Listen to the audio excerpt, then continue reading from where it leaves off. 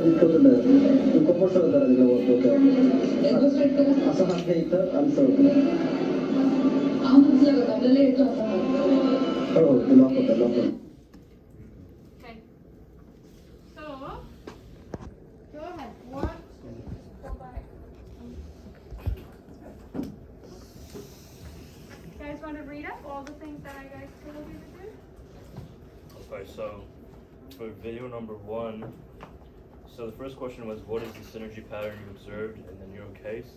So we thought that it was the upper extremity flexion pattern, and so for the second question, and that was because the patient's elbow was in flexion, his wrist was in flexion as well, and for the second His question, shoulder. his His shoulder was like at- that? at So what part of the, was it a mixed pattern that you saw, or was it a true flexion synergy pattern that you saw? It was mostly flex, but little. It was like a little mix, just the abducted shoulder. Good. Predominant. The stronger component, you were correct. It's a stronger component of the pattern was, okay. This is how I want you to do. I'm just trying to facilitate your, who else, which other groups? So because now you're sitting wherever where you are, before I knew which groups had already seen video 1 and I could pinpoint, but now I'm also confused who's where. Which groups have seen video 1? Great, that whole group. Please give them feedback. If you feel like they're not doing the right thing, please do that. I am just watching. Do not present it to me, present it to your class. I'm just sitting and watching to see, as your CI, how are you all thinking? That's all. So this component of the class has not seen the video. I mean, they don't really know what's going on. They haven't done the thought process like you guys have. So you want us to respond back after each question, or once they finish? Let them finish. Let's see what they have to say. Then we'll discuss. Okay. So then the second thing was determining the specific dysfunction. We weren't sure exactly what that was referring. We wrote an upper motor neuron lesion of some sort, maybe from a stroke or So trauma. what did you guys think? What was the dysfunction with this patient?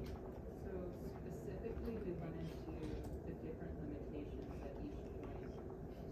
So that's what dysfunction means. We thought that maybe it was a hemiparesis. We cannot tell from the video, but we thought that since he was having a hard time to move the left arm, so we decided that was a hemiparesis, and since he could not really. Okay, so that was one dysfunction. What did anybody else? Did you find any other dysfunction in this patient?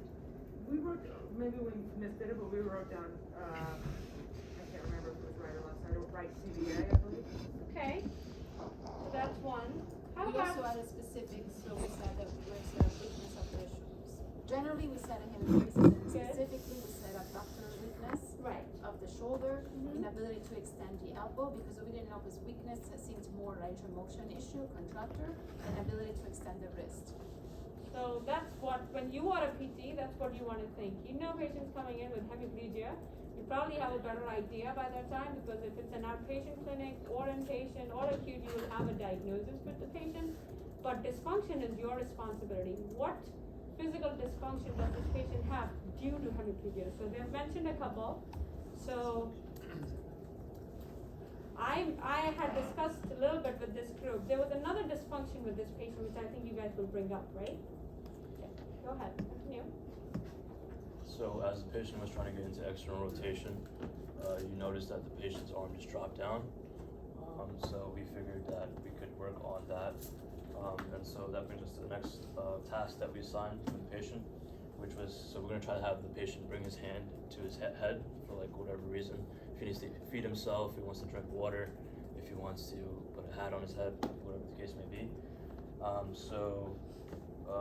In order to break down that movement for the patient, since he was stuck in a synergy pattern, we figured we would have the Brunstrom opening technique to open up his arm from the hemiplegic pattern that he had. Hold on to that. How many of you thought like that? Brunstrom opening technique? Okay. The other group, you've not really seen it. Would we use a Brunstrom? They are saying Brunstrom opening technique, but it's a hand opening technique. Would we use that here? It's not. It's not. Yes, Yes, no no. hand dysfunction, so. You didn't find the hand dysfunction? Okay. Yeah, the hand was relaxed, it was not in a knot. Good. And what is Brunstrom? Is Brunstrom and PNF the same thing? I kind of went over with your group. Is Brunstrom techniques the same thing as PNF techniques? Brunstrom is Signe Brunstrom, okay? So she's come up with a few techniques. We discussed one of those, how to open the hand when it's highly flexed. If you watch this video again,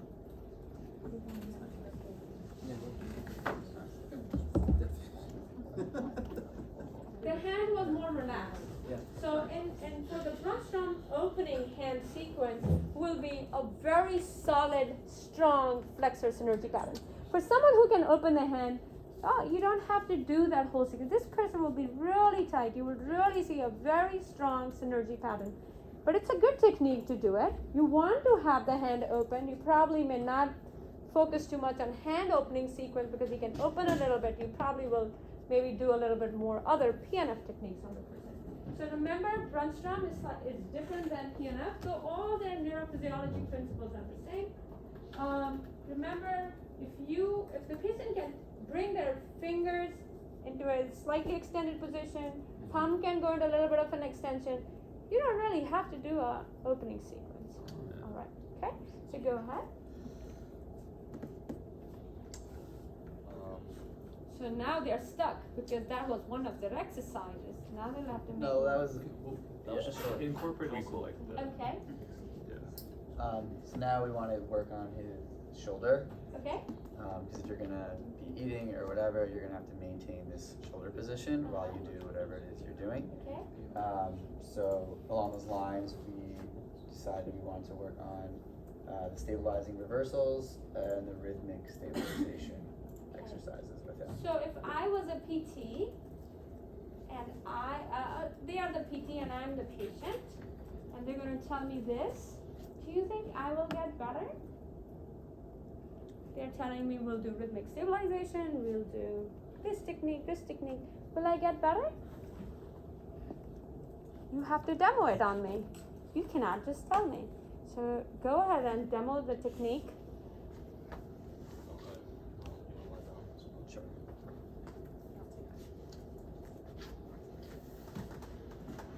So you can explain it to the patient that you're going to do rhythmic stabilization. So you want to tell them what exactly does rhythmic stabilization mean. The patient doesn't know what's rhythmic stabilization. So Ian, try to mimic whatever the patient's position was and let Alan guide you through. Okay, so I'm gonna take you through a technique called rhythmic stabilization. Okay. So what we're gonna have you do here is, so when you got to this range, you had a little bit of pain. So I'm gonna take you a little bit less to the range. Do you have pain here? Nope. Okay, good. So from here, I want you to maintain this position, and I'm gonna give you a little bit of perturbations, and I want you to try to keep your hands still, and your shoulders still from this position. Okay. All right. So here we go.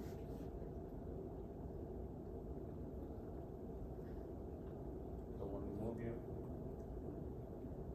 Okay, is this rhythmic stabilization or is this stabilizing reversals? Are they doing what they should do? You guys are critiques for them. I am not. I'm just gonna ask you.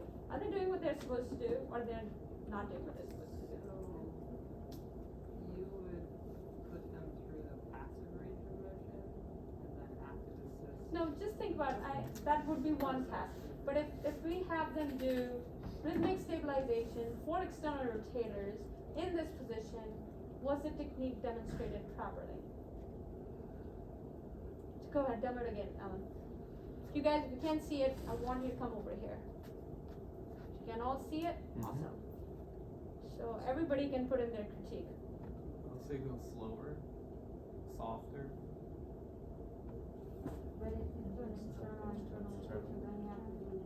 Yeah, sure. You're doing adduction.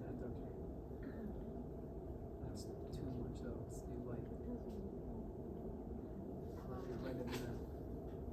Very nice. Very good. So, watch one more thing that's happening with Ian. Ian, you tell us, what else are you doing while you're doing this? How's Richard? What are you doing to maintain this position? Just trying to maintain the position. What is the muscle group that you're working on right now? My internal, external rotators, my scaptions, I Okay. guess, some shoulder flexors, abductors. Right? So, in this case, as Alan moves,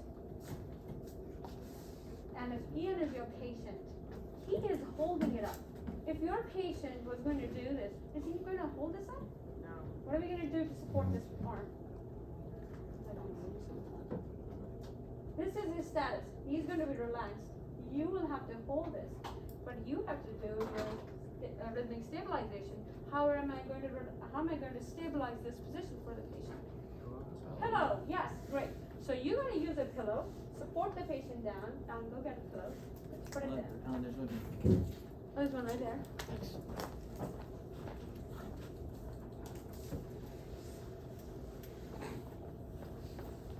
So go ahead and support the patient.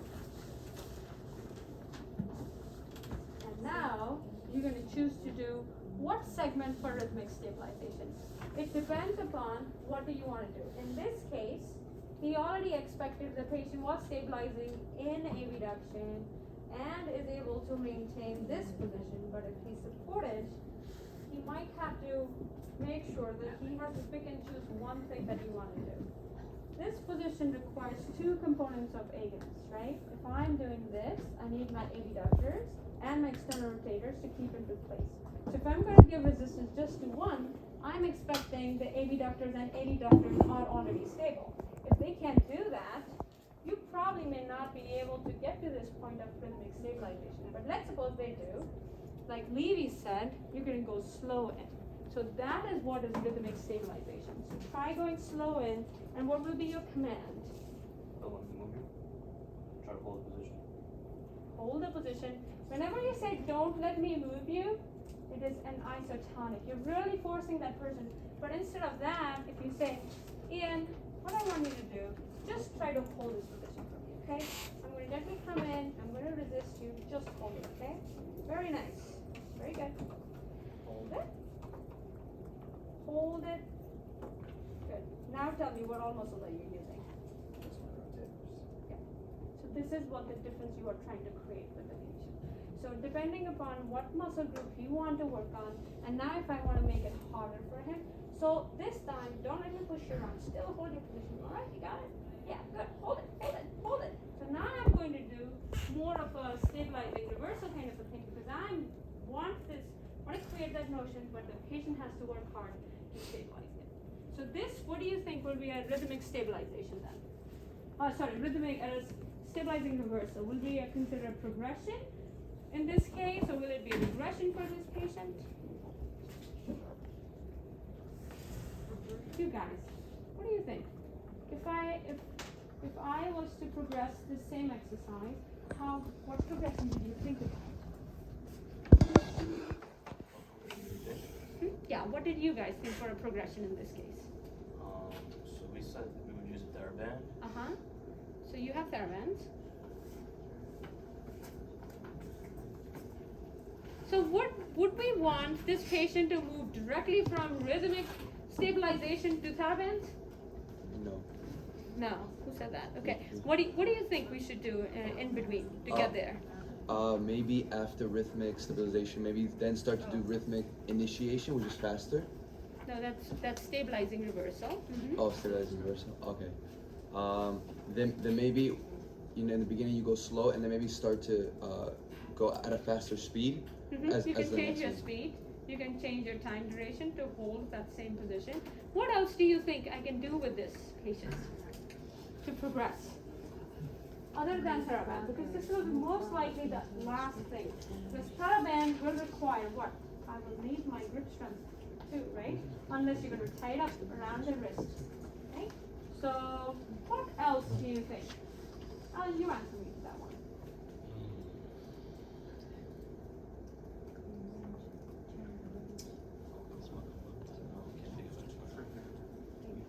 You began your whole intervention with that. Alan, Alan began his intervention with that. Yes, Chastity. Yeah. So if patient can tolerate this position, you can bring the patient out to a wider position and see if patient can stabilize in this position. Okay? So don't jump to TheraBands right away. That's too fast a progression. You should have it in your mind, but is the patient ready to do? You should have a regression from there as well. Play with speed, play with range of motion, play with stabilization, play with dynamic reversals. Okay, in this case. All right, this group, did you have any other exercises to do? About video one. We wanted our task to be getting something and grabbing like the comb his hair. Almost similar to the task that they chose. So they were thinking, how about you guys, Shira and Jeffrey, what was your second exercise?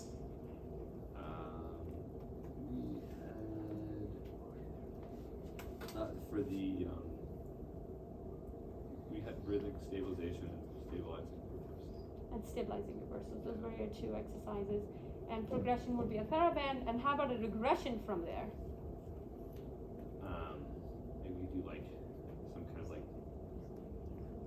eccentric bias. Shira, what are you thinking? We're thinking like isometric. Mm-hmm. Just holding the position, okay?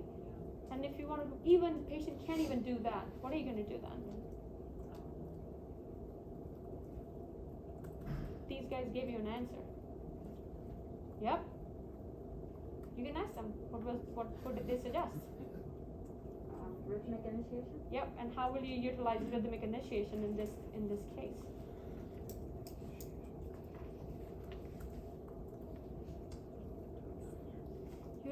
It's the lowest progression, it's the lowest regression, just getting the patient to do a passive range of motion, getting the patient into that position. That patient was able to do it, but in a very synergistic way, if you saw that. If you want to improve movement, would you want Ian to do a lot of elevation and movement like that? No, you want the movement control. So you can just have him do a passive range of motion and be like, okay, I'm going to help you, but I want you to help me too. So go ahead and bring yourself into that, and then you can give slight resistance in that.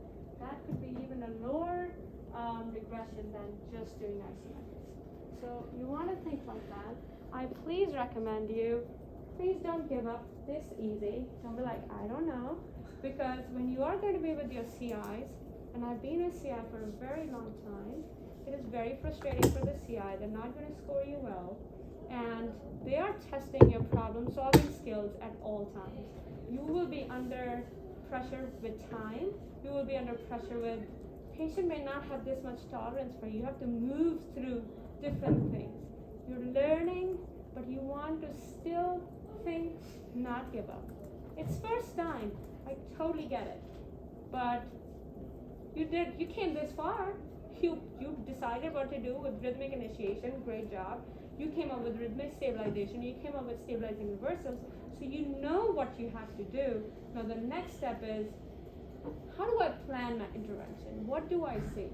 So please don't give up.